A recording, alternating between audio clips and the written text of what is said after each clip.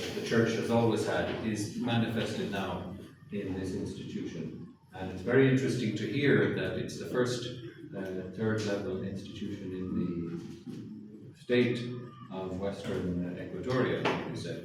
So it has always been the case, I suppose, that the Church in some ways leads the way in education and in educational institutions. The university as we know it today, in so many ways, traces its roots back to what were the cathedral schools of the Middle Ages, what were the schools that sprung up around monasteries, the schools that sprung up around cathedrals. The first university in the modern sense is usually considered to be the University of Bologna.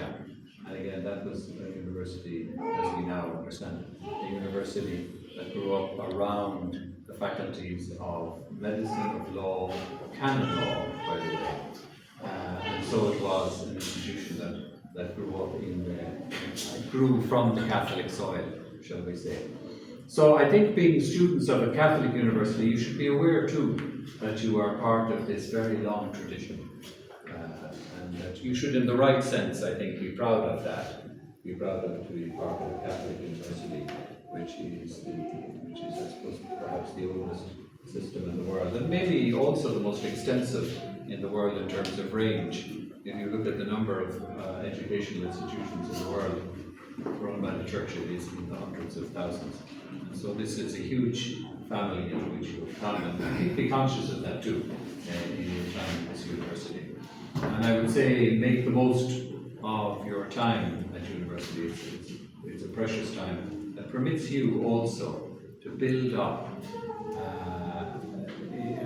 to use a crude analogy, it's like building a large bank account from which you can continue to draw for the rest of your life. Because the educational foundation, the educational wealth that you acquire during your time in university is something that will serve you, I pray, for the rest of your life. And will also give you habits, that is to say, the habit of intellectual curiosity, for example, the habit, I hope, of reading, the habit of inquiring, the habit of continuing to form your own intellect and form your own spirit too. So, once again, I congratulate all of those involved in this enterprise.